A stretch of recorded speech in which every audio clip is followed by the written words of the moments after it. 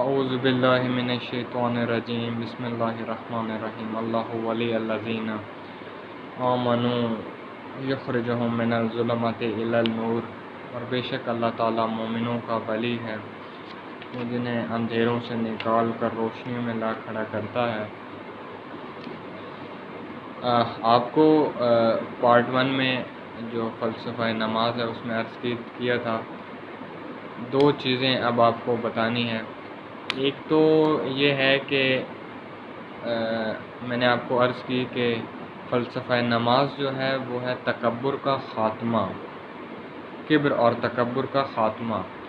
اب تکبر پتہ کیسے چلے گا کہ ہمارے اندر تکبر ہے، یہ پتہ کیسے چلے گا؟ اور دوسری یہ ہے کہ قرآن نے ایک واقعہ ذکر کیا ہے، انشاءاللہ وہ آپ سے میں آپ کو بتاتا ہوں۔ ایک بہترین سنن ہے، وہ میں آپ کے خدمت میں عرض کر دیتا ہوں۔ قرآن میں ایک واقعہ جو انتہائی قابل غور و فکر ہے اور اللہ تعالیٰ کے سننوں میں سے ایک بہترین سنن ہے۔ مطلب آپ نے بارہا وہ سنا ہوا ہوگا، لیکن ظاہر ہے کچھ چیزوں پر ہم کبھی کبھی غور نہیں کرتے، اور وہ انتہائی اچھی ہوتی ہیں اور انتہائی سبق اندوز ہوتی ہیں۔ قرآن میں ایک شخص کا واقعہ بیان ہوا ہے جو بنی اسرائیل سے تھا، جس کا نام قرآن میں ذکر کیا ہے کہ بلعام کا واقعہ قرآن میں ذکر ہے۔ یہ ایک شخص تھا بنی اسرائیل قوم سے، اور انتہائی متقی اور پرہیزگار تھا، باتقوی انسان تھا، اور قرآن ذکر کرتا ہے کہ اس قدر باتقوی تھا اور اس قدر عبادت کی منزلت پر تھا کہ اس دور کے ولی و فقیہ جو تھے، مطلب جو اللہ تعالیٰ کی طرف سے نائب یعنی پیغمبر جو تھے، وہ بھی بلعام کے پاس دعا کے لیے جایا کرتے تھے، اور کوئی بات پوچھنی ہو، کوئی فقہی مسائل پوچھنا ہو، کوئی اس طرح کا اسلامی بات ہو، تو وہ ان کے پاس جایا کرتے تھے اور اپنے لیے دعا کروایا کرتے تھے۔ اللہ تعالیٰ نے فرمایا کہ اس نے تقوی سے عرشوں تک کی بلندی حاصل کر لی، اور اللہ تعالیٰ نے اس کے درجات انتہائی بلند کر دیے۔ لیکن کچھ ٹائم بعد، کچھ دیر بعد وہ ایک نفسانی خواہش میں مبتلا ہو گیا، نفسانی خواہش میں مبتلا ہو گیا۔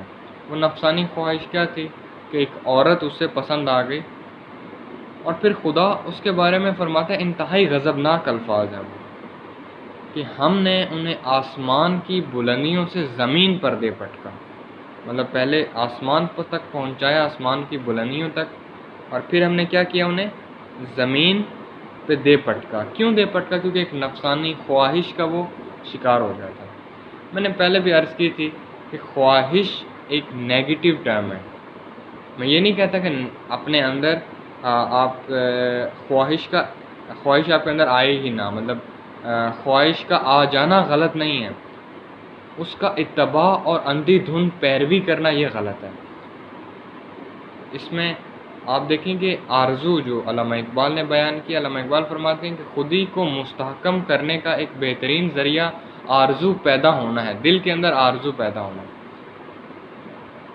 کہ مسلم از سینہ آرزو زندہ است، کہ مسلمان کے دل میں یہ آرزو ہمیشہ برقرار رہنی چاہیے کہ اللہ تعالیٰ کا نائب بنے وہ۔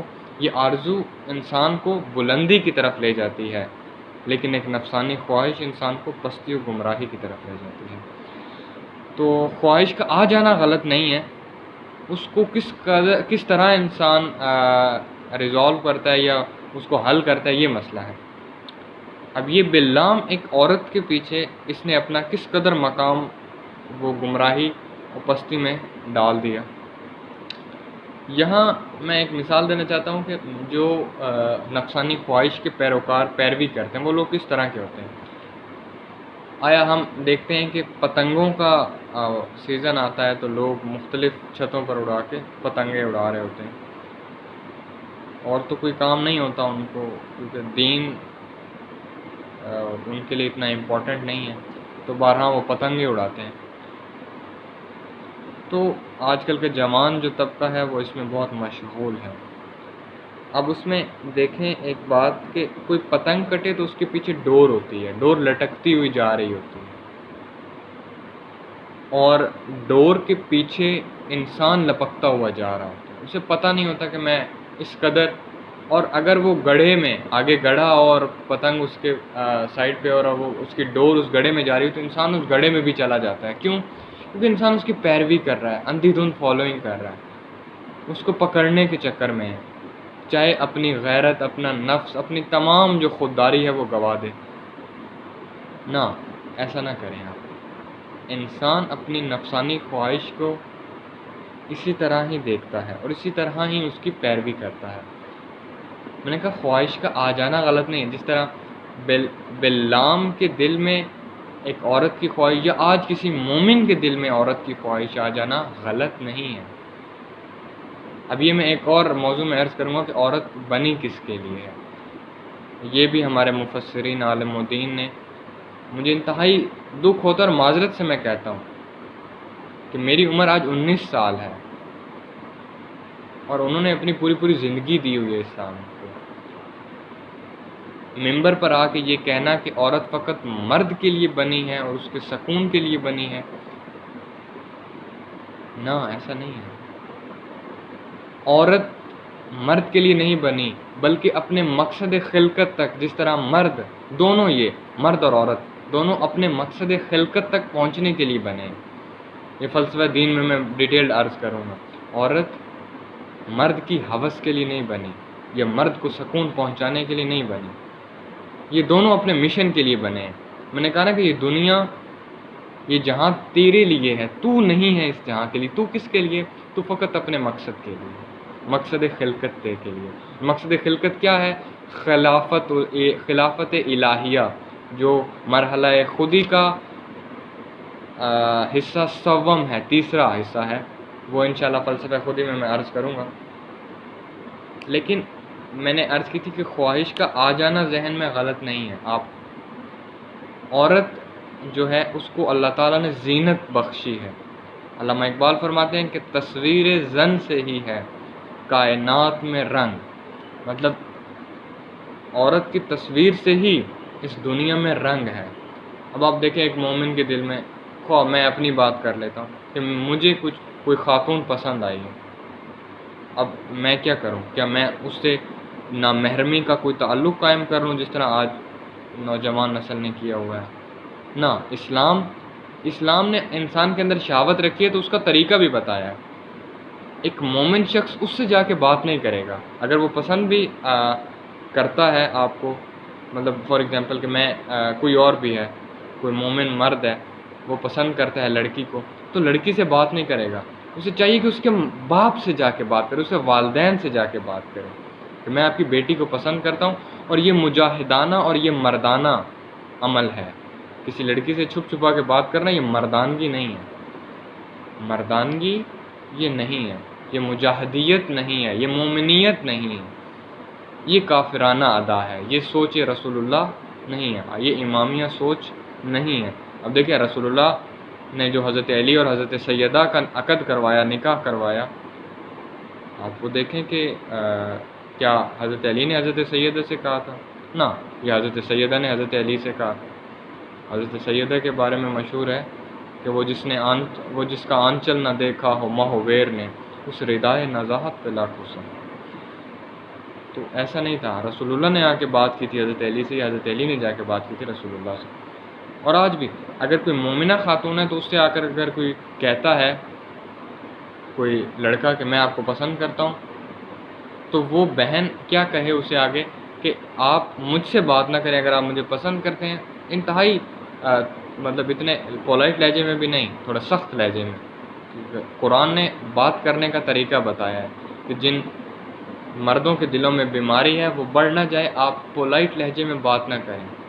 تو جو مومنہ عورتیں ہیں وہ سخت لہجے میں، اتنے سخت لہجے میں بھی نہ ہو لیکن درمیانی لہجے میں کہیں کہ آپ کو مجھ سے بات نہیں کرنی چاہیے، بلکہ اگر آپ مجھے پسند کرتے ہیں تو میرے والدین سے بات کریں، وہ جیسے چاہیں گے میں انشاءاللہ وہ کر لوں گا. تو یہ مومنیت لہجہ ہے.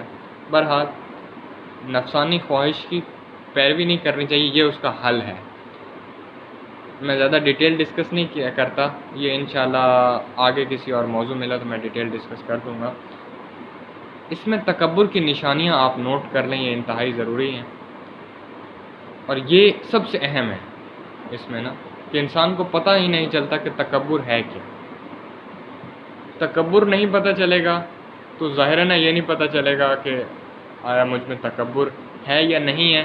اور پھر نماز میں نے کیا کیا چیز ختم کرنی ہے اپنے میں. نماز سے خود مدد لیں، اور یہ نماز کا اجر ادھر ہی ملے گا. اسی جب نماز مصلی آپ مطلب پڑھ کے ختم کریں گے تو اجر اسی وقت ملے گا. یہ جنت اور جہنم میں نہیں ملے گا، یہ آخرت میں نہیں ملے گا، ابھی ملے گا.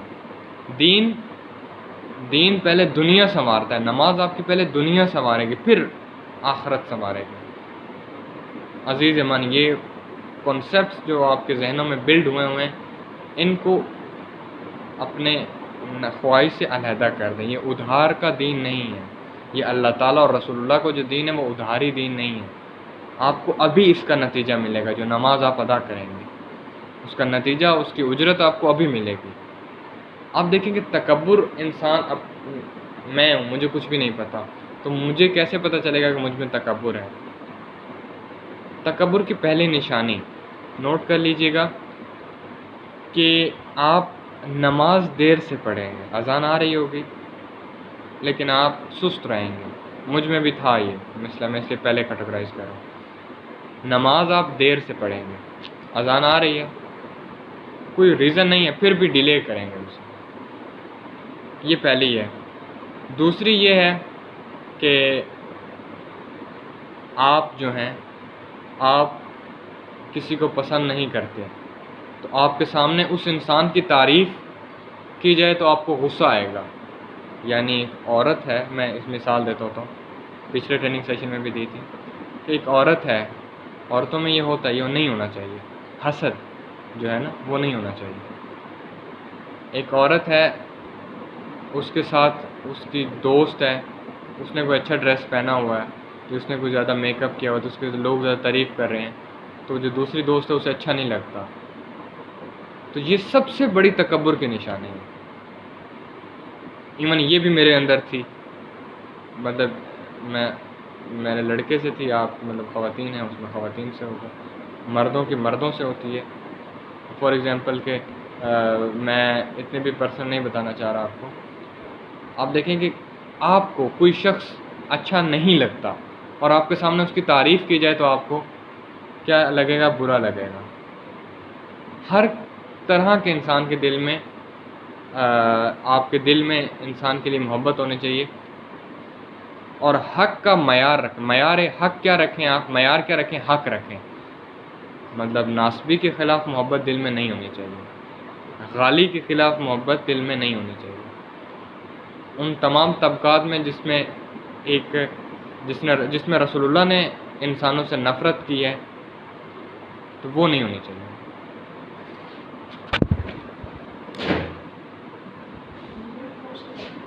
کام